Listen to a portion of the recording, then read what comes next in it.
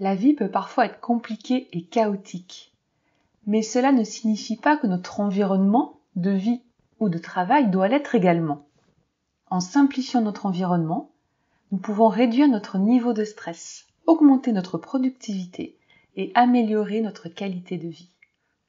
Dans cet épisode, nous allons explorer 3 étapes simples pour que tu puisses simplifier ton environnement et te créer un espace de vie plus paisible et plus agréable. Bienvenue dans le podcast Équilibre au féminin. Je suis Stéphanie Genevois, coach professionnel certifié. Ce podcast s'adresse à toi, la femme passionnée, la femme qui souhaite réussir dans toutes les sphères de sa vie et qui s'oublie trop souvent, se perd sur les chemins des je dois, il faut. Ce podcast te guidera pour te servir en premier au grand buffet de la vie, pour retrouver la passion, ranimer ton feu intérieur et l'incarner au quotidien sur le chemin des possibilités.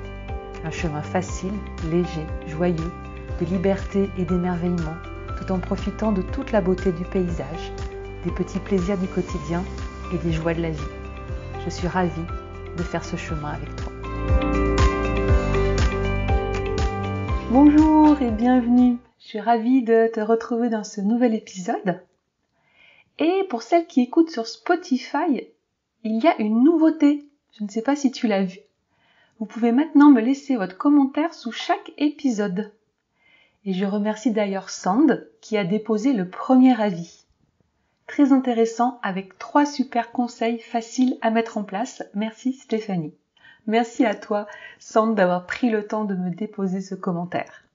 Après l'épisode intimiste de la semaine dernière sur mon vécu de la charge mentale, je te propose aujourd'hui un épisode pratique.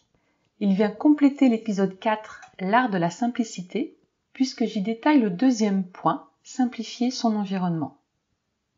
Il y a tellement de sources de déséquilibre dans notre vie quotidienne, qu'il n'y a pas besoin que ton environnement de vie ou de travail soit une source supplémentaire de stress et de charge mentale.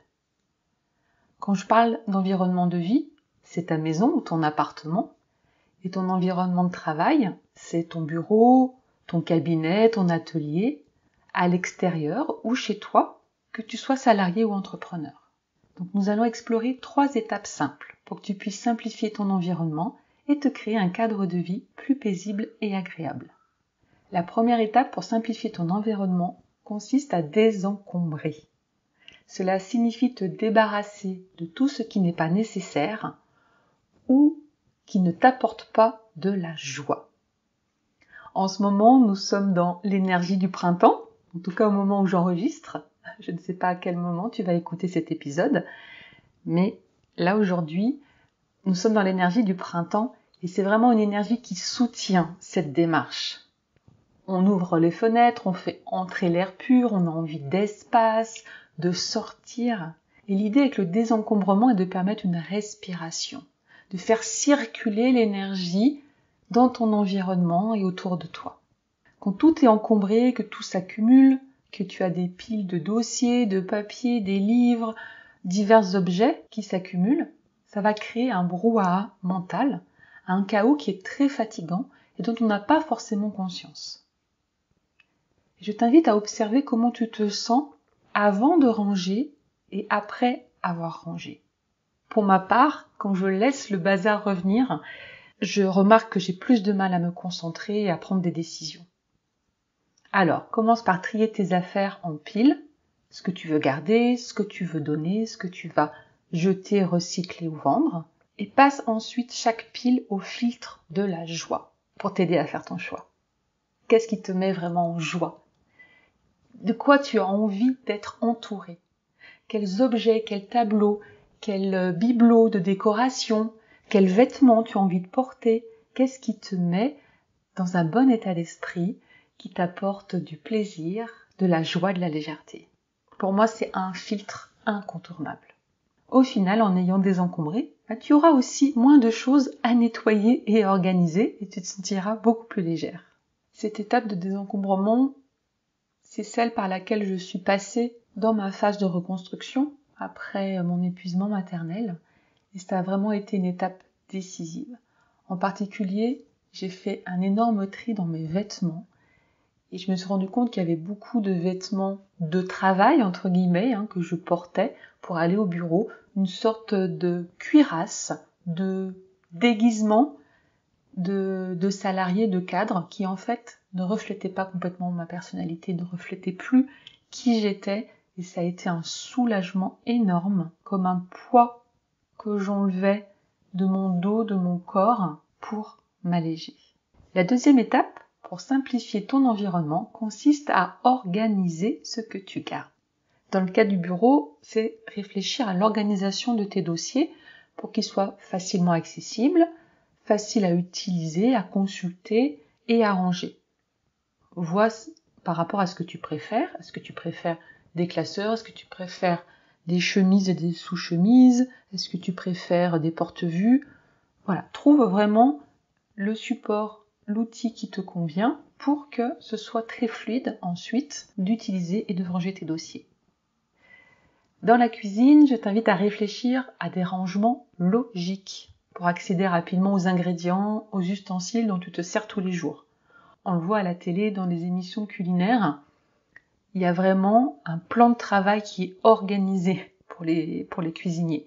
Chaque chose a une place bien précise, ce qui fait que quand il va faire sa préparation, ça va être très rapide et très fluide. Donc, il va prendre le temps d'organiser son plan de travail et puis ensuite de le nettoyer, de le ranger. Ça, on voit ça tout le temps, ça fait partie de l'activité cuisine.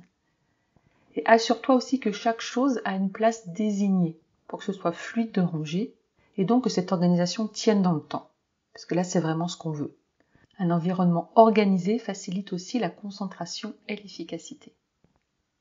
Si tu as un atelier de création, tu pourras ainsi rester dans ton processus créatif, sans devoir t'interrompre pour chercher telle perle ou telle aiguille ou telle référence. La troisième étape, pour simplifier ton environnement, consiste à automatiser autant que possible. Alors une précision importante, il ne s'agit pas ici de créer de la rigidité, mais de repérer les activités récurrentes, les tâches qui reviennent régulièrement et éviter de repartir de zéro à chaque fois. Donc ça peut être par exemple la mise en place de prélèvements automatiques pour tes factures, de préparer chaque semaine un menu pour préparer tes repas, et en automatisant justement ces tâches répétitives et que tu trouves fastidieuses, tu peux gagner du temps, de l'espace mental et de l'énergie pour te concentrer sur ce qui compte vraiment pour toi, pour tes passions, du temps de qualité avec tes enfants, développer ton entreprise, suivre une formation pour évoluer professionnellement, etc. Mais ici, ce qui est le plus important pour toi. En suivant ces 3 étapes, tu pourras donc simplifier ton environnement et te créer un espace de vie et de travail plus calme et plus facile à gérer. Le résultat final en vaut la peine. Alors je t'invite à commencer dès maintenant, en désencombrant, en organisant et en automatisant ton environnement pour profiter des avantages d'une vie plus simple et plus agréable. Alors peut-être que ça te semble intimidant, que ça te paraît compliqué de commencer, que tu te dis que tu n'as pas le temps, que tu as déjà essayé, que tu n'as pas eu les résultats attendus. Pour ça, j'ai créé le programme Organiser votre quotidien. C'est une formation pratico-pratique pour reprendre la main sur ton quotidien en 4 semaines et avoir enfin le temps et l'espace mental pour reconnecter à ce qui compte vraiment pour toi. Je te mets le lien pour la découvrir dans la description du podcast. Voilà qui conclut notre échange de ce jour. Je serais ravie de lire tes commentaires. Donc comme on l'a vu sur Spotify ou dans les commentaires aussi sur mon blog. Tu peux également m'envoyer un message privé sur Instagram si tu le souhaites. Et pour encourager le podcast, pour le faire connaître à plus de femmes, je t'invite à mettre un 5 étoiles si tu trouves beaucoup de valeur et puis à le partager autour de toi, à une collègue de travail, à une amie, à ta communauté. C'est comme ça, grâce à toi, grâce à ces partages et à ce bouche à oreille, que le podcast va pouvoir grandir et aider de plus en plus de femmes à reconnecter à leur projet de cœur et à vivre une vie plus équilibrée et sereine. Je te remercie et je te souhaite une très belle semaine.